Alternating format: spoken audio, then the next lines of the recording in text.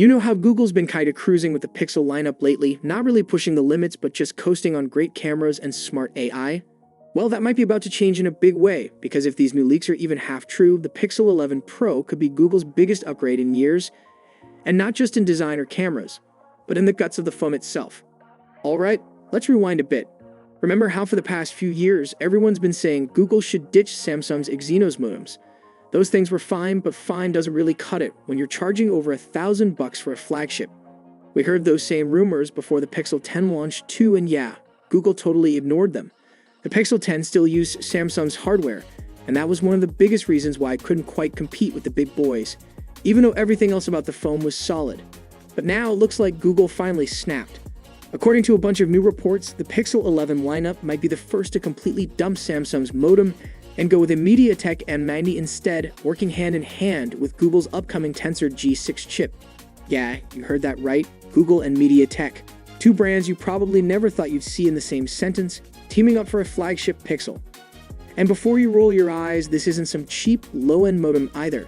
The MediaTek M90 is kind of a monster. Before diving deep into today's video, a quick request. A single click on the subscribe button from you genuinely fuels my motivation to create more videos like this. It means a lot.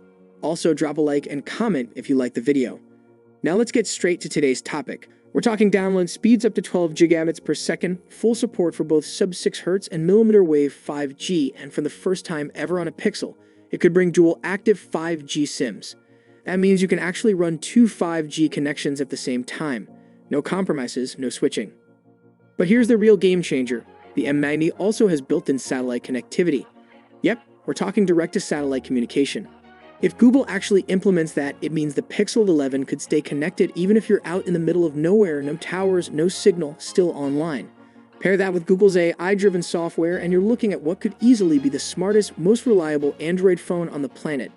Better call quality, faster data speeds, stronger coverage, fewer drops. Basically, the Pixel 11 could finally fix the one thing that's always held Pixels back.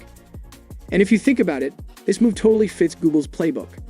They've been trying for years to make the Tensor chips feel truly their own, not just slightly reworked Samsung parts.